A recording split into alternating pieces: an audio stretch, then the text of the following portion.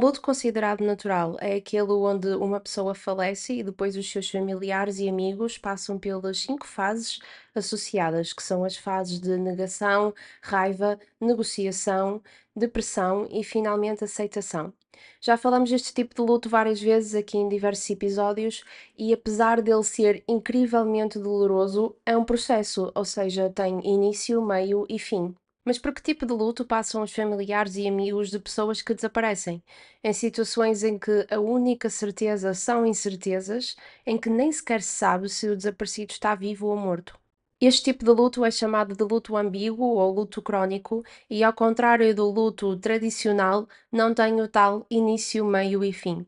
As pessoas que estão de luto ficam presas neste estado de limbo, a trocar entre emoções como a raiva e a tristeza, provavelmente para o resto da sua vida, ou até pelo menos saberem o que é que aconteceu à pessoa que desapareceu.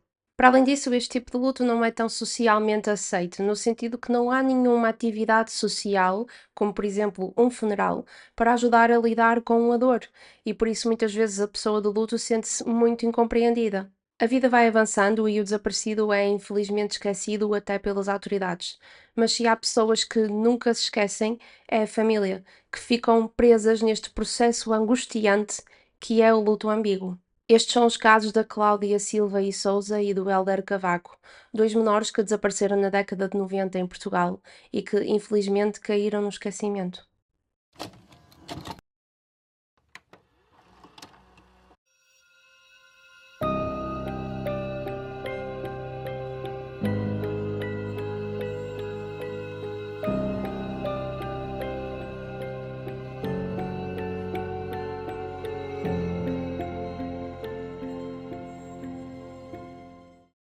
No episódio de hoje vamos falar de dois casos diferentes, eles não têm nada a ver um com o outro. Eu simplesmente decidi incluir os dois casos num episódio só, porque se eu fosse a fazer um episódio para cada caso, ficavam episódios mais pequeninos. E assim falamos já do assunto que é as pessoas já estarem há tanto tempo desaparecidas que parece que já nada está a ser feito ou investigado. Vamos falar então do caso da Cláudia, que desapareceu em 1994, e do caso do Elder, que desapareceu em 1990, ou seja, já lá vão para os dois casos mais de 30 anos. E apesar da Cláudia e do Elder estarem desaparecidos há tanto tempo, eu acho que é sempre importante falarmos destes casos, porque não me parece justo que apenas a família tenha conhecimento das suas histórias. Acho que isto é mesmo importante para todos termos noção, principalmente como é que funcionavam as investigações antigamente. E também porque nunca se sabe se estas pessoas podem algum dia aparecer, por isso acho que convém todos termos noção de quem são estas pessoas. E por esse mesmo motivo, eu vou deixar na descrição alguns links que podem aceder para se algum dia tiverem algum tipo de novidade em relação à Cláudia ou ao Heller. E tendo em conta isto, vamos então avançar para o episódio de hoje. Começando então pelo caso da Cláudia. A Cláudia Alexandra Silva e Souza nasceu em março de 1987. Ela vivia com os seus pais, a Maria de Jesus e o João Souza, e também com os seus irmãos, em Oleiros, que fica no concelho de Vila Verde, no distrito de Braga. A Cláudia sempre foi uma menina muito pequenina para a idade. Por exemplo, ela era a mais velha da turma, mas também era a mais pequenina. Então, esta característica fez com que ela ganhasse a alcunha de Carricinha, que é aquele passarinho muito pequenino e ativo. A mãe da Cláudia também diz que ela era uma miúda muito querida, era muito afetuosa, uma miúda assim mesmo carinhosa. No ano de 1994, a Cláudia andava no segundo ano na escola primária de Lamela, que era a escola da zona. E por se tratar de um caso de 1994, por eles morarem numa aldeia, por serem outros tempos mais simples, onde não havia tanta noção do perigo, a Cláudia estava muito habituada a fazer o percurso desde casa até à escola e depois da escola até à casa várias vezes sozinha. Isto nunca foi um problema. As crianças eram, de forma geral, todas mais independentes na altura e também, para além disso, ela morava apenas a 500 metros da escola primária, ou seja, não era como se fosse uma grande distância, era um percurso que ela fazia em poucos minutos. E os vizinhos e a população local estavam todos super habituados a ver as crianças a fazer este percurso, inclusive a Cláudia. Vários deles lembram-se de vê-la várias vezes a andar para trás e para a frente. Como a maior parte das crianças da idade dela, a Cláudia adorava brincar, e ela só tinha aulas na escola primária na parte da manhã. Só que ela gostava também de ficar lá durante a tarde para poder brincar com as crianças dos outros anos e também com o irmão mais novo dela que frequentava a mesma escola primária. Então a miúda, como morava tão perto da escola, tinha o hábito de ir para casa durante a parte da tarde e quando sabia que os amigos dela iam fazer o intervalo, voltava para a escola para brincar. Quando eles voltavam para as aulas depois do recreio, ela voltava para casa, então ela fazia este percurso mesmo muitas vezes durante o dia, era capaz de fazer este percurso uma dezena de vezes. E a Cláudia tinha tanto este hábito que uma das funcionárias da escola, que era também mãe de uma das amigas com quem a Cláudia brincava quando ficava na escola de tarde, começou a levar todos os dias lanche para a Cláudia. Para além de levar para a filha, levava também para a Cláudia, porque já sabia que a Cláudia ia estar sempre lá a brincar com a filha dela. O dia 13 de maio de 1994 não foi diferente. Era uma sexta-feira, a Cláudia tinha aulas, então ela saiu cedo de casa para ir para a escola. Fez o percurso casa-escola, escola-casa algumas vezes e infelizmente numa das vezes que ela fez este percurso desapareceu e até hoje nunca mais foi vista. Vamos então relembrar como é que foi este dia para a Cláudia. Vamos nos focar na parte da tarde, onde ela estava na escola a brincar com os amigos.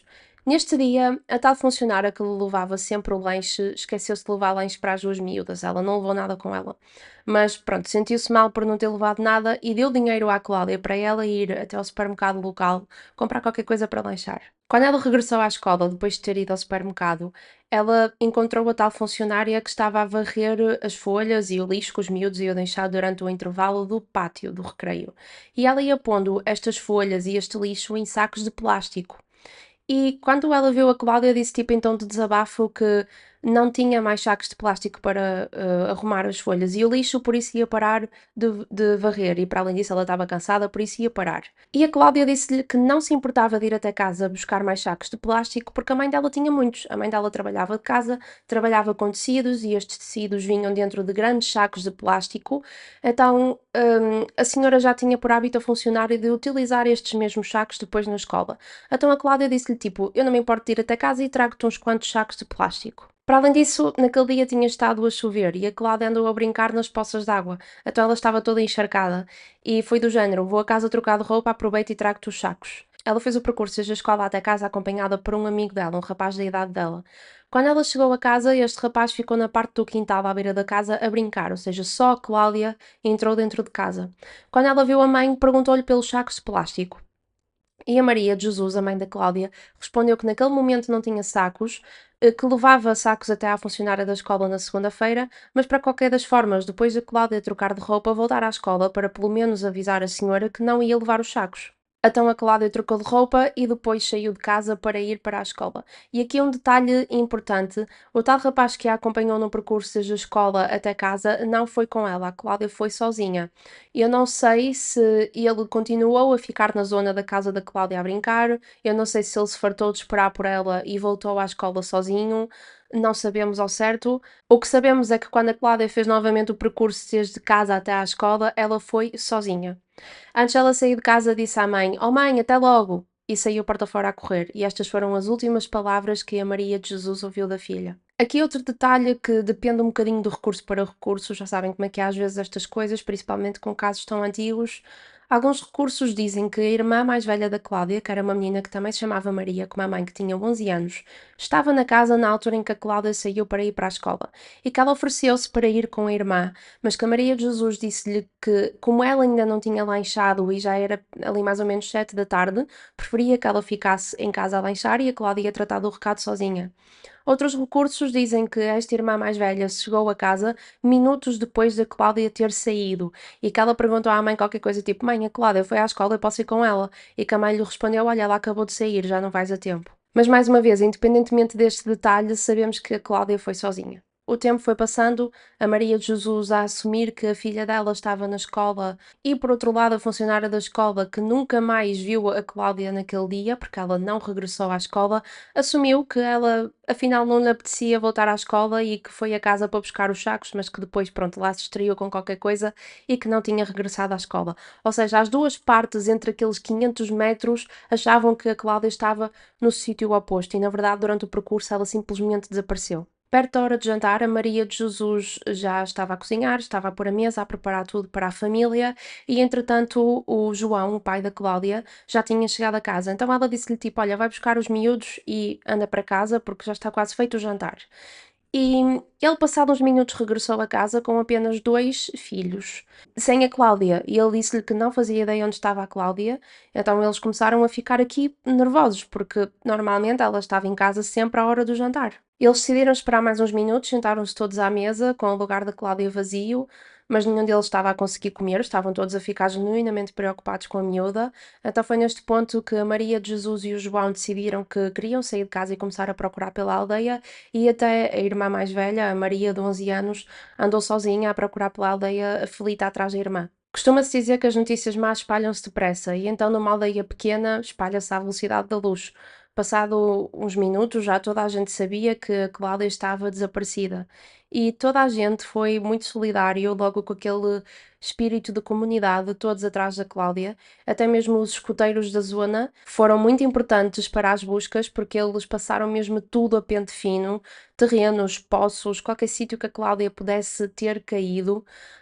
Mas a Maria de Jesus, por esta altura, que ainda estava na esperança que a filha estivesse só mesmo perdida, não achava que valia a pena estar a procurar nos poços, porque a Cláudia, pelos vistos, sempre teve muito medo de água. Ela disse. Mas eu sabia que ela não estava nos poços. Ela tinha mais medo de água do que de lume. Era um berreiro sempre que tinha de tomar banho. Eu até lhe dizia que as pessoas da rua, se o ouvissem, achavam que alguém lhe estava a fazer mal. Ela não ia aproximar-se dos poços. Por esta altura, a Maria de Jesus também pensou que se calhar a Cláudia tinha mesmo chegado à escola e que simplesmente tinha lá adormecido, que alguém tinha fechado o portão e esqueceu-se dela lá dentro e que ela tinha acabado por adormecer na escola.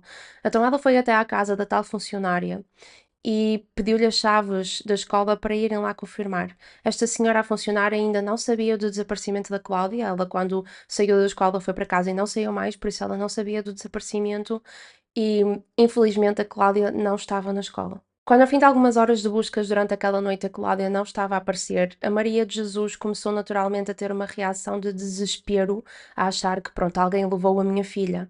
Ela recorda-se de andar nos terrenos, à procura em tudo o que era canto, e de começar a entrar ali num estado em que o estado mental dela já não estava, ela já não estava sã. Ela dizia que parecia que ouvia mesmo a Cláudia a berrar por ela, mãe, mãe, mãe, mas que, claro, ninguém lá estava, era ela que estava a imaginar aquilo na cabeça dela. Já de manhã, depois de uma noite de buscas sem sucesso, os pais da Cláudia foram até à GNR para reportar o desaparecimento da filha.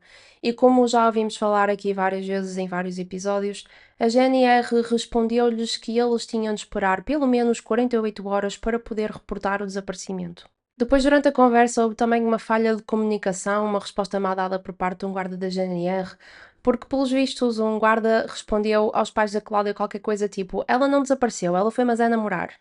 E a Maria de Jesus ficou completamente indignada com esta resposta e respondeu-lhe: Olha, desculpe lá, eu tenho cara de quem tem uma filha que tem idade para namorar. A Maria de Jesus, nesta altura, tinha 32 anos, era bastante nova. E o guarda lá respondeu: Que idade é que ela tem? Eu percebi que disse que ela tinha 17, ou seja, ele nem sequer compreendeu ao início que se tratava de uma miúda de 7 anos.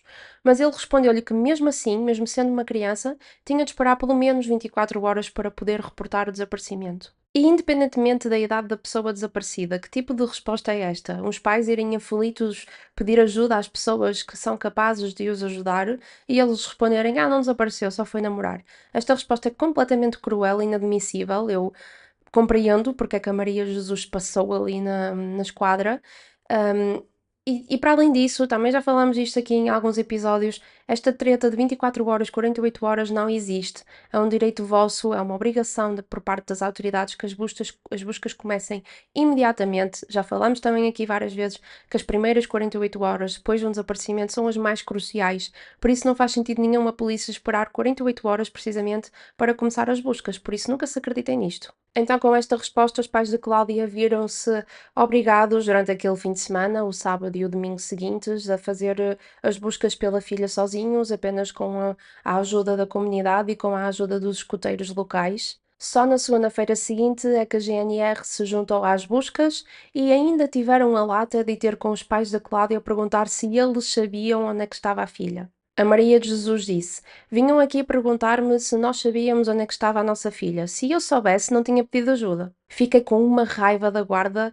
Quando os via, tremia sempre, até mesmo hoje em dia. Por esta altura, a Maria de Jesus e o João começaram a ficar com a sensação de que já tinham perdido as horas mais importantes, o que é verdade. Eles começaram a achar que por aquela altura, segunda-feira, a Cláudia ou já não estava viva, ou então já estava bem longe do sítio onde desapareceu.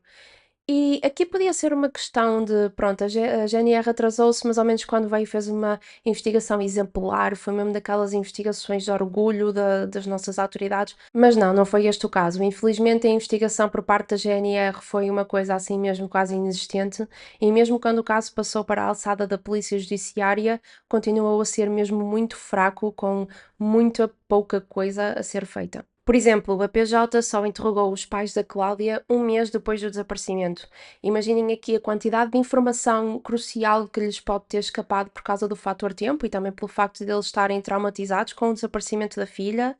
E depois outra coisa que aconteceu foi que mais tarde nós tivemos acesso ao relatório que a PJ escreveu a partir desta mesma interação com os pais da Cláudia, e neste relatório eles descreveram a família como pobre e alcoólica, o que é um comentário muito nojento por parte das autoridades. Os pais da Cláudia não eram obviamente pobres por escolha, e para além disso nós já vamos falar melhor disto aqui um bocadinho. É verdade que a Maria de Jesus, a mãe da Cláudia, se refugiou muito no álcool ao início para conseguir lidar com o que ela estava a sentir pelo desaparecimento da filha, mas eu não creio que cabe às autoridades fazerem aqui julgar as pessoas. Não foi a forma, obviamente, saudável que ela tinha de lidar com o problema, mas foi a forma que ela arranjou com o apoio que teve. Ao longo da investigação por parte da PJ foram surgindo algumas teorias, mas nenhuma delas chegou a lado nenhum, precisamente por causa da fraca investigação, mas eu quero só falar aqui de algumas que eu considero que foram as mais importantes.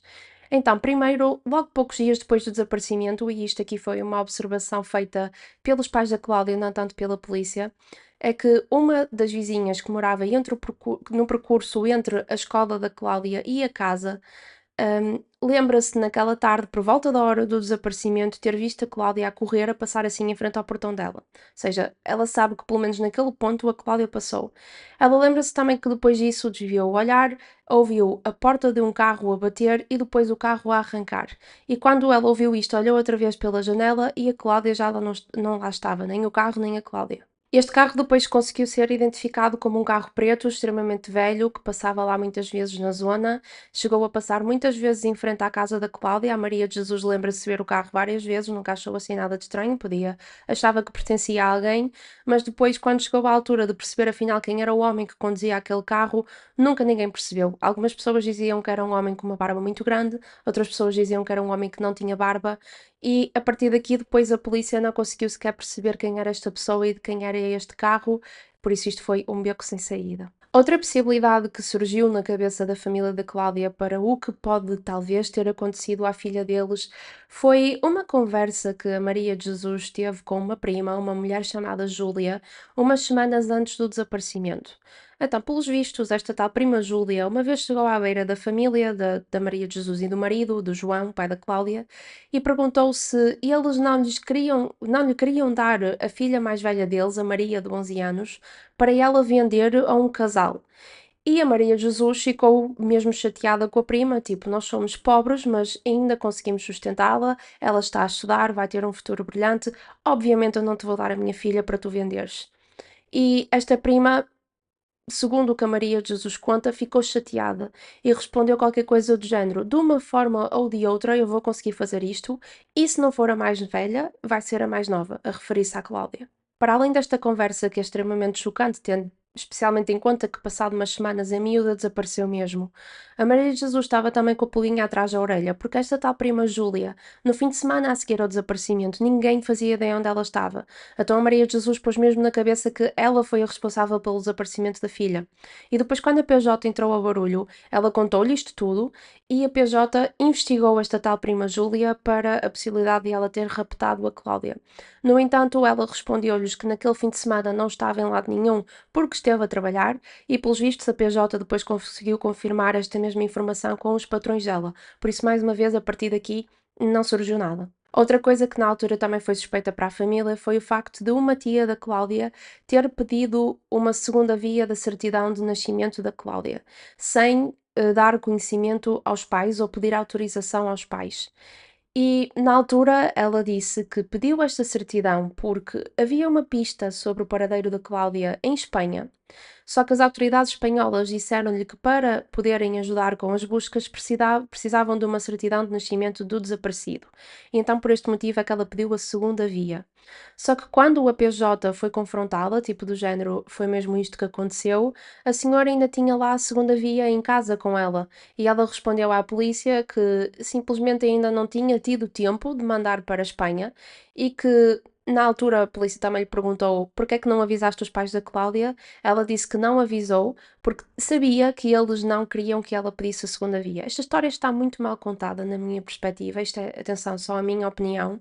A polícia não viu nada de suspeito com isto, tanto que a senhora não lhe aconteceu nada, eles pararam de a investigar, mas na minha perspectiva é realmente estranho ela ter pedido a segunda via, ela não ter informado o APJ nem os pais de que havia a tal pista em Espanha, não ter informado o APJ que podiam contactar as autoridades espanholas para fazer as buscas pela tal pista.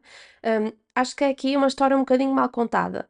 Mas pronto, não sei, nada saiu daqui mais uma vez. Outra coisa que aconteceu, mas que também não deu em nada, foi uma vez o padre local chegou à beira da Maria de Jesus e disse-lhe que sabia onde estava a Cláudia, que ela estava em segurança, mas que não ia voltar para a família pelo menos nos próximos 20, 30 ou 40 anos. E a Maria de Jesus não conseguiu tirar muito mais informação deste padre. Este padre disse a mesma coisa a outras pessoas da aldeia. Por exemplo, a mulher que é agora a chefe dos escuteiros da zona também ouviu esta conversa deste mesmo padre.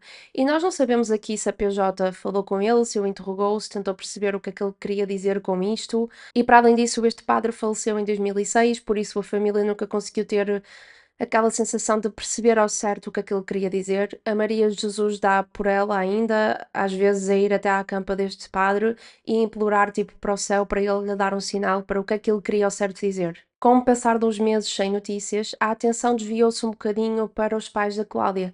Havia pessoas que estavam a culpá-los de serem eles os responsáveis pelo desaparecimento. A Maria de Jesus recebia muitas chamadas de pessoas a dizer-lhe: Nós sabemos que foste tu, nós sabemos que foste tu que vendeste a tua filha. Estas acusações são sem fundamento, a polícia nunca desconfiou dos pais da Cláudia, por isso, mais uma vez, aqui uma coisa que não deu em nada. E uma coisa que aconteceu, que infelizmente também falámos noutros casos, é de pessoas más que se aproveitam da vulnerabilidade dos outros e do momento doloroso dos outros para ter algum tipo de ganho. Neste caso, foi uma mulher que contactou a Maria de Jesus a dizer que ela era a Cláudia. E a Maria de Jesus quis confirmar esta informação, obviamente. Ela começou a fazer-lhe perguntas que a Cláudia deveria de saber responder, por exemplo, como é que se chamava a tua professora na primária, como é que se chama a tua tia, a tua prima, coisas assim mesmo básicas que a mulher não soube responder. Mas o que lhe deu mesmo certezas de que aquela não era a Cláudia foi quando a Maria de Jesus perguntou-lhe por uma marca de nascença e esta mulher não soube dizer qual era a marca. E tipo, por muito que a Cláudia tivesse na altura esquecido de detalhes como qual é o nome da tua professora primária por ter sido retirada da família tão nova, se há coisas que não desaparecem, são marcas no corpo. Então esta mulher não soube responder a isto, a Maria de Jesus ficou a saber que aquela não era a Cláudia e ela depois foi até à PJ para reportar o que esta mulher andava a fazer e a polícia conseguiu identificar esta mulher como uma pessoa que já andava assim envolvida em vários esquemas e o objetivo final dela era eventualmente tirar dinheiro às famílias, ou seja, ela eventualmente iria pedir dinheiro provavelmente à Maria de Jesus por ela ser a suposta filha dela. Desde 1994 não sabemos o que é que aconteceu à Cláudia. Em 2017, o processo que era físico foi completamente destruído por parte das autoridades e eles já não procuram pela Cláudia, já é um caso que está destruído, arquivado aqui em Portugal. Ela chegou a fazer parte da lista de pessoas desaparecidas da Polícia Judiciária, mas na altura que o caso foi destruído, o nome dela foi também removido da lista. Quando isto aconteceu em 2017, a família ficou triste, mas honestamente não surpreendida. O que lhes custou mais no coração deles foi que, na altura que a PJ começou a investigar o caso, pediu-lhes muitas fotografias da Cláudia e eles deram-lhe quase tudo aquilo que tinham de memórias da filha. E na altura que eles destruíram o caso, o processo, que era um processo físico, como eu já referi, destruíram as fotografias. Em vez de as devolverem à família, eles destruíram tudo, o que é muito, muito frio. A Maria de Jesus e o João já tinham perdido um filho quando a criança tinha 18 meses para a hepatite e ele seria um filho mais velho do que a Cláudia. E a Maria de Jesus disse que os lutos do filho para a Cláudia são completamente diferentes. Aquilo que falamos na introdução relativamente a isto, ela disse: E esse filho eu sei onde está, da Cláudia eu não sei nada, e isso é uma dor sem explicação. Do meu filho consegui fazer luto, desta não. Os meses e os anos a seguir ao desaparecimento da Cláudia foram naturalmente incrivelmente duros para a família e pelo menos quem transpareceu mais o processo de luto foi a Maria de Jesus. Ela, infelizmente, arranjou no álcool algum tipo de conforto para adormecer as memórias daquilo que tinha acontecido à filha dela. A família inteira sentava-se na mesa para jantar e eles deixavam sempre o lugar vazio para onde a Cláudia se costumava sentar. Toda a gente comia, menos a Maria de Jesus. Ela preferia ficar o jantar inteiro a beber. E depois ela caía sempre no arrependimento, porque o álcool, na verdade, não a fazia esquecer, o álcool só a fazia lembrar-se ainda mais, chorar incontroladamente. Por isso, na verdade, não ajudava nada, mas foi ali um período de mais ou menos 4 anos em que ela se refugiou bastante no álcool e que foram incrivelmente duros. Só ao fim destes 4 anos é que ela teve finalmente a ajuda psicológica que precisava. Ela foi internada num estabelecimento psiquiátrico durante 15 dias e só aqui ela começou a recuperar um bocadinho aos poucos. Antes ela era apenas pele e osso, ela emagreceu muito porque lá está, não comia, só bebia, e só depois de ter sido internada durante estes 15 dias é que ela começou outra vez a ganhar mais um bocadinho de peso, peso saudável que ela estava a precisar urgentemente. Até mesmo durante este período, o João, o pai da Cláudia e marido da Maria de Jesus, não sabia como lidar com este processo de luto da mulher e ele queixava-se muitas vezes que quando a Cláudia desapareceu, ele não só perdeu uma filha, como também perdeu a mulher. E até mesmo a Maria, a irmã mais velha da Cláudia, a menina que tinha 11 anos, viu-se de repente a tornar-se a adulta responsável da casa. Era ela que cozinhava, era ela que tratava da louça, era ela que tratava da roupa, era ela que limpava, era ela que fazia absolutamente tudo. Então isto foi mesmo uma coisa que impactou muito a dinâmica da família, que traumatizou toda a gente. Foi uma coisa mesmo que eles nunca mais foram os mesmos. E por este motivo é que eu disse há pouco que quando o APJ deixou aquele comentário de que eles eram bêbados e pobres no relatório, foi uma coisa mesmo muito cruel, porque assim ninguém lhe deu o apoio que ela estava a precisar. Basicamente, as autoridades, para além de não serem competentes na investigação, na altura não se falava em saúde mental, na altura não se falava em apoio para familiares de pessoas desaparecidas ou de vítimas. Então, eles foram mesmo deixados aos lobos, e mais uma vez, não foi o processo obviamente saudável de lidar com o luto, mas foi o processo que, tendo em conta o que ela sabia, foi o que ela conseguiu fazer. Então eu fico mesmo triste quando vejo cá assim esta falta de empatia, esta falta de noção de que eles não são bêbados, eles acabaram de perder uma filha, tipo, ela está desaparecida. O João, o pai da Cláudia, faleceu em 2009 com cancro, sem saber o que aconteceu à filha. A Maria de Jesus acredita que a Cláudia ainda está viva. Ela continua a achar que o que aconteceu naquela noite foi que ou ela foi raptada ou foi vendida. Se estiver viva, a Cláudia tem hoje em dia 38 anos. Ela tem uma cicatriz com cerca de 10 centímetros na coxa, tem também outra cicatriz no lábio inferior e tem outra cicatriz no dedo da mão. Tendo em conta que, se calhar, estas cicatrizes desde lá para cá já cresceram também porque ela cresceu. É por aqui que ficamos relativamente ao caso da Cláudia.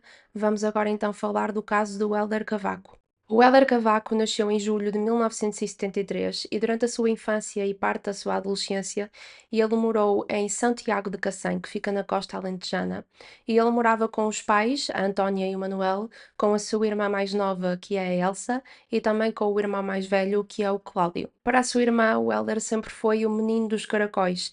Ela diz que ele era aquele tipo de pessoa que sorria com a cara inteira, sabem? Quando as pessoas sorriem e não utilizam apenas a boca, tem os olhos, nota-se claramente que a pessoa está a sorrir. O Elder era este tipo de jovem. Ele era uma pessoa muito carinhosa, muito amiga do amigo. Ele tinha muita facilidade em fazer amigos com toda a gente. O Elder sempre foi um rapaz ativo, mas quando ele entrou ali na adolescência, ele ganhou um gosto extra por atividade desportiva. Ele gostava muito de andar de bicicleta no monte, de bicicleta de cross, e por morar ali na costa alentejana com rápido acesso ao mar, também ganhou uma paixão grande por atividades aquáticas, como é o caso do bodyboard e também do surf. No ano de 1990, o Elder tinha 16 anos e um rapaz com esta idade, nesta altura, já tinha bastante independência. E ele saía muito com os amigos durante o fim de semana, ia várias vezes à praia, mas ele tinha sempre em muita consideração as preocupações dos pais. Se ele soubesse que, se por algum motivo se ia atrasar, se acontecesse alguma coisa, não havia telemóveis na altura, mas ele arranjava forma de contactar o telefone da casa para avisar os pais que estava tudo bem, que ele estava só atrasado. Infelizmente, em janeiro de 1990, o Elder saiu de casa para ir sair como muitas outras vezes e nunca mais voltou. Os pais e a irmã, em vez de receberem o típico telefonema a dizer que ele estava só atrasado, foram confrontados com o silêncio e com uma noite intensa de preocupação. No dia 28 de janeiro de 1990, o Elder acordou cedo, foi ter com a mãe e disse-lhe que naquele domingo ia sair porque ia ter com um amigo que andava com ele na escola que lhe tinha vendido uma prancha de surf, então ele ia até à praia de São Torpes para comprar a prancha. Uma coisa importante a apontar aqui é que quando o Elder saiu de casa, não avisou a mãe que ia demorar, não disse que não ia almoçar, não levou comida com ele, nem dinheiro para poder comer alguma coisa e levou apenas aquilo que tinha vestido e também uma mochila onde tinha lá dentro roupa para ir ao mar, os calções de banho, assumo eu. Então, por volta das 8h30, o Helder despediu-se também e saiu de casa a caminho da praia de São Torpes. Ele ia fazer o caminho a pé, só que pelo caminho passou por um homem, um empresário local, que era dono de alguns restaurantes, e este homem ofereceu-lhe boleia. E o Helder aceitou, e então o homem deixou mais perto da praia, não diretamente na praia, mas num dos restaurantes que ele tinha, que era bastante mais perto. Então o Helder teria agora só de fazer ali alguns minutos a pé até à praia, mas infelizmente ninguém faz sequer ideia se ele lá chegou. Hoje em dia, em qualquer altura do ano, mas principalmente no verão, esta zona, a Costa Alentejana, está sempre cheia de pessoas. As zonas de São Torpes, de Sines, de Porto Covo, são zonas extremamente turísticas que, em qualquer altura do ano, vão ter sempre lá pessoas. Mas antigamente não era este o caso. Até mesmo desde a década de 1990 para a década de 2000, a urbanização nesta zona, na costa alentejana, aumentou cerca de 60%. Então estamos a falar, em 1990, de uma zona que, principalmente em janeiro, que foi quando aconteceu este caso, era praticamente um deserto. Ninguém andava na rua, especialmente na zona da praia, que foi para onde o Helder supostamente foi. Então, este detalhe torna a probabilidade de alguém ter visto o Elder naquela manhã extremamente baixa, precisamente porque ninguém andava na rua. Para além disso, é preciso ter em consideração que nesta altura esta zona era bastante mais perigosa do que o que é agora. Isto porque, nesta altura, estas praias eram bastante utilizadas, principalmente nos meses de inverno, porque nem os habitantes lá estavam, eram bastante utilizadas para tráfico de droga. Os barcos tinham aquela à vontade para deixar a droga nas praias e depois os carros transportavam as drogas desde a costa alentejana até Espanha, pelas estradas do Alentejo, assim sem grande alarido, sem a polícia se aperceber. No dia do desaparecimento, a mãe do Helder começou a ficar um bocadinho ali preocupada quando chegou a hora do almoço e ele não voltou para casa. Ela estranhou porque, como eu referi, ele não levou comida, não levou dinheiro, não lhe disse que ia demorar, mas ela tentou avançar com o dia dela do género, pronto, ele já tem 16 anos, ele há de voltar para casa. Mas depois as preocupações intensificaram-se imenso quando ela soube, a partir de amigos do Helder, que um grupo dos amigos dele foram até à mesma praia umas horas depois e que ninguém o viu e ninguém sabia onde ele estava. E então, quando chegou a noite e já estava toda a gente em casa, menos o Helder, e eles estavam mesmo com aquele pensamento de ele nunca nos fez isto, ele nunca foi esta criança e este adolescente de simplesmente chegar tarde a casa e não nos dizer nada. Como eu referi, ele ligava sempre, ele arranjava sempre forma de tranquilizar os pais. Então isto estava mesmo a deixá-los com o coração nas mãos, eu nem consigo imaginar. Foi então nesta altura que o pai do Helder tomou a decisão de ir até à GNR para reportar o desaparecimento do filho e algum de vocês fica surpreendido se eu vos disser que, para além deles não fazerem nada relativamente a procurar o Helder, ainda deram um comentário desagradável, exatamente igual ao que falamos no caso da Cláudia. Então, o guarda da GNR perguntou ao pai do Helder se, quando ele saiu de casa naquela manhã, levou dinheiro com ele. E o pai do Helder respondeu que não. E o guarda da GNR disse: então não se preocupe, ele está bem. Há umas horas atrás houve ali assaltaram o café, de certeza que ele está envolvido e está bem, tem dinheiro, tem comida, está tudo bem. Imaginem o que é vocês irem desesperados à polícia porque a vossa criança está desaparecida e a polícia diz-vos: ele está bem. E para além disso, aposto que ele ainda participou num assalto que nós fomos ver ao bocado. Está tudo bem com esta gente. Quando o pai do Weller chegou a casa nessa noite, depois de ter falado com a GNR, ele chorou muito porque estava-se a sentir humilhado, não é? Que comentário é aquele? E a família estava toda agarrada a chorar. Foi uma noite mesmo muito pesada, segundo o que eles contam. E na manhã seguinte foi a vez da mãe do Weller que tentou ir à GNR, tentou fazer com que eles fizessem alguma coisa pelo filho. E ela perguntou: não está na altura, como se trata de um desaparecimento, não está na altura de envolvermos a polícia judiciária? E eles responderam-lhe, e isto aqui é verdade, em 1990 era assim que funcionava, hoje em dia já não é, mas eles responderam-lhe que quando não há indícios de crime, eles têm de esperar, a GNR tem de esperar pelo menos 8 dias para poder apresentar o caso à polícia judiciária. Ou seja, basicamente o que ele lhe estava a dizer aqui é que durante os próximos dias não vamos envolver a PJ, e mesmo nós pouco vamos fazer, porque trata-se de um jovem de 16 anos. Ao fim destes 8 dias, foi mais uma vez os pais do Helder que tiveram de ter a iniciativa de relembrar a GNR que estava na altura de envolver a PJ. Nesta altura, eles trataram da papelada toda, tudo que era preciso, e só passados outros 8 dias é que a PJ entrou em contacto com a família. Isto quer dizer que o Helder desapareceu e só 15 dias depois é que alguém se deu ao trabalho de investigar o caso e perceber o que é que tinha acontecido ao miúdo. Durante estes 15 dias, a família tentou por eles próprios tentar perceber o que é que lhe aconteceu e eles fizeram o percurso desde a casa deles até à praia de São Torpes várias vezes. A mãe do Helder pedia ao pai para, a caminho de qualquer sítio, passar lá só para ter a certeza que por acaso eles não viam o Helder, eles tinham sempre essa esperança. Uma coisa que a família ficou logo a saber nos primeiros dias é que o tal amigo do Helder com quem ele se ia encontrar naquele dia para comprar a prancha de surf não pôde aparecer no encontro. Ou seja, se é que o Helder chegou à praia, ele chegou lá e não estava lá ninguém. E este amigo não conseguiu avisar o Helder que não ia, porque na altura, mais uma vez, não haviam telemóveis, então não era assim tão simples como mandar uma mensagem ou ligar a dizer: olha, não posso ir. Um cenário que a família do Helder considerou logo como talvez o cenário mais provável é que naquele dia, naquela manhã, o Helder chegou mesmo a entrar no mar, mas que foi apanhado de surpresa por ondas muito agressivas que o levaram e ele não conseguiu resistir.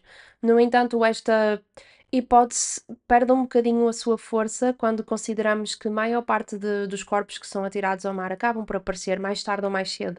E neste caso já se passaram mais de 30 anos e nunca houve sequer um vestígio de alguma parte do corpo do Helder. Por isso, pronto, é aqui que esta teoria perde um bocadinho de força.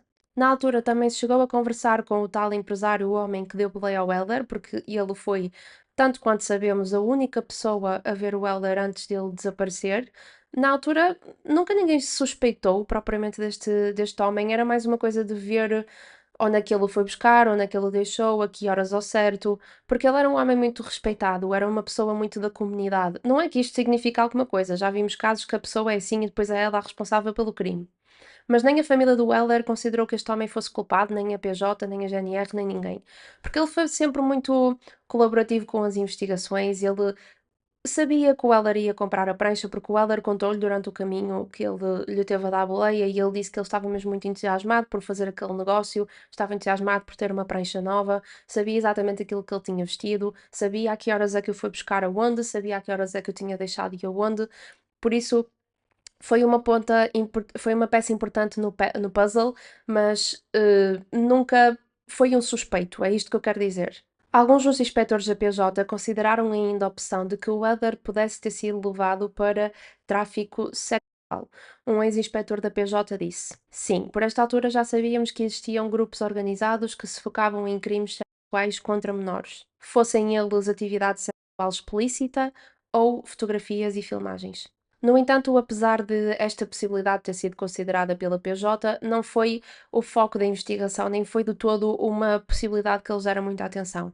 E aqui o principal fator, segundo a PJ, foi a idade do Helder. Sim, ele era menor de idade, mas já tinha 16 anos, e então eles acharam que esta não era a faixa etária que normalmente os pedófilos tinham interesse. Ele já seria velho demais para ter sido este o caso, de acordo com a PJ. Também existem algumas pessoas que acham que àquela hora, naquela altura do ano, naquela praia, o Helder talvez tenha testemunhado um crime que não era suposto ver, mais especificamente relacionado com o tráfico de droga que falámos há bocadinho, e que como consequência dele ter visto isto, acabou por, pronto, ser atacado, para não poder, partilhar o que viu com as autoridades. Outra teoria que naturalmente também é falada é que o Elder simplesmente fugiu porque quis, mas aqui a família, nem a própria PJ, considera que isto é uma opção que faça sentido, porque, como eu referi, o Elder não levou roupa com ele sem ser uns calções de banho, ele não levou comida, não levou dinheiro, não levou nada que o pudesse ajudar nesta nova etapa da sua vida, que seria fugir de casa. Por isso, pronto, é uma hipótese que, mais uma vez, não levou a lado nenhum. Nunca ficou provado que foi isto que aconteceu. Passado umas semanas depois do desaparecimento do Helder, a mãe dele começou a receber chamadas no telefone fixo de casa, onde basicamente do outro lado da linha a pessoa não falava, só se ouvia alguém a respirar e era um silêncio extremo ao ponto da senhora conseguir ouvir do outro lado da linha os passarinhos a cantar. E ela na altura ficava com o coração muito apertado e ela perguntava: Helder, filho, és tu o Helder? Mas do outro lado da linha ninguém dizia nada. Houve alguma chamada ou outra que ela conseguia ouvir algumas pessoas a falar, mas ela nunca conseguiu identificar as vozes como sendo do Helder. E não era tipo a pessoa que estava diretamente a pegar no telemóvel, era outras pessoas que estavam ao lado. E ela, na altura, por causa destas chamadas, foi ter com a PJ e perguntou-lhes se eles podiam pôr escutas no telemóvel, no telefone, para perceber de onde é que estava a ser feita a chamada. Mas a PJ disse: isso é um processo muito complicado, porque é preciso pedir autorização ao tribunal e de certeza que isso não vai dar a lado nenhum, não sei o quê. Uma cambada de desculpas, na minha opinião, honestamente, que acabaram por não pôr escuta nenhuma e então eles nunca chegaram a perceber de onde é que estavam a ser feitas estas chamadas. Mas tirando então estas pontas soltas na história e estas teorias que depois nunca chegaram a lado nenhum, nunca ninguém chegou a perceber ao certo o que é que aconteceu ao Heller. Nós não sabemos uma coisa tão básica como se ele sequer chegou à praia de São Torpes. E ele parece que desapareceu assim do nada. E ele é atualmente uma das pessoas que desapareceu em Portugal há mais anos. E ele está ainda hoje em dia na lista de pessoas desaparecidas da Polícia Judiciária. Mas a família do Helder e as pessoas de forma geral acreditam que a investigação foi muito mal feita e este detalhe da GNR ter demorado tantos dias a estabelecer contacto com a PJ e a passar o caso para a alçada deles são tudo coisas que a família acredita que foram extremamente prejudiciais para a investigação e é uma coisa que lhes dá muito no coração porque é sempre aquele pensamento de e se alguém tivesse levado isto a sério e tivesse investigado no próprio dia, horas depois, quando a família foi à GNR, será que sabíamos hoje em dia o que é que tinha acontecido ao Helder? Ou, melhor ainda, será que ele estava novamente reunido com a família? O pai do Helder faleceu, se não me engano, em 2019. A irmã do Helder conta com lágrimas nos olhos, com um peso enorme no coração, que a maior tristeza da vida do pai do Helder foi precisamente ter falecido sem saber o que aconteceu ao filho. Eu não sei em que circunstâncias é que ele faleceu, mas pela forma como ela estava a contar, deu a entender que ele estava do género entre a vida e a morte e a dizer que ainda não estava preparado para ir porque ainda não sabia o que é que tinha acontecido ao Helder. A irmã do Helder também se sente incrivelmente injustiçada pela investigação. Quando isto aconteceu, ela tinha 15 anos, se não me engano, e ela diz que com 15, 16 anos, 17, viu-se numa posição muito traumática de passar por pessoas na rua e estar sempre à procura da cara do irmão. Passado tantos anos, quando há programas de televisão que filmam assim um grupo de pessoas, ela está sempre a ver se alguma daquelas pessoas é o irmão dela. Ao longo dos anos, algumas pessoas foram contactando a família e as autoridades a dizer que viram um Helder aqui, viram um Helder ali. Chegou mesmo a haver um rapaz que foi apreendido na fronteira para a Espanha, que a família foi contactada a dizer que aquele era provavelmente o Helder, e então a família fez a viagem durante a noite porque não conseguia aguentar a ansiedade de só ir naquela manhã e ficaram a dormir à beira da fronteira durante a noite no carro para logo de manhã, quando o estabelecimento abrisse, eles poderem ir lá ver se era o Helder e não era. E a irmã do Helder conta que cada vez que isto acontece, cada vez que eles acham que o Helder está vivo e que alguém diz eu vi-o, é uma ferida que se abre outra vez, é um rasgão novo no coração, no peito, é muito doloroso o processo de ter a esperança e depois perderem tudo mais uma vez. Eu não consigo imaginar. A Elsa, a irmã do Helder, diz também que ela preferia saber que o irmão morreu a implorar pela vida do que estar neste limbo que falamos na introdução. Dela não saber o que é que aconteceu, dela não saber se pode fazer luto, se não pode, se ele está vivo, se não está. É uma incerteza que consome a cabeça da família dia e noite. Eles acordam a pensar nele, vão-se deitar a pensar nele. E de certeza que a família da Cláudia está exatamente na mesma posição. Se vivo, o Helder tem agora 52 anos e ele tem também uma cicatriz por baixo do olho. Estes casos são realmente casos muito difíceis de partir o coração. Eu não consigo imaginar o que é estar na posição, destas famílias, de não saberem o que é que aconteceu aos seus filhos, aos seus irmãos, das pessoas que eles mais amavam na vida. Eu não consigo imaginar o que é isto. Eu espero mesmo do fundo do meu coração que um dia a gente descubra, ao menos, o que é que lhes aconteceu, porque eu sinto que muitas das vezes o que estas famílias querem é paz, do género: "Se morreu, digam-me só, por favor, eu só quero saber se a pessoa está viva ou não, para eu poder fazer o meu processo de luto". Mas digam-me vocês, o que é que vocês acham? Das teorias que nós falamos, tanto para um caso como para o outro, vocês acreditam-se em alguma? O que é que vocês acham também desta falha gigante da investigação? O que é que acham de, tanto para um caso como para o outro, a PJ não ter sido logo imediatamente notificada, da GNR ter feito aqueles comentários, de ter desvalorizado tanto um desaparecimento como o outro? Digam-me o que é que vocês acham nos comentários, porque eu gosto sempre de ver a vossa opinião. E estes foram então os desaparecimentos da Cláudia Silva e Souza e do Hélder Cavaco. Eu espero que vocês tenham gostado de me ouvir. Muito obrigada pela companhia e vemos numa próxima.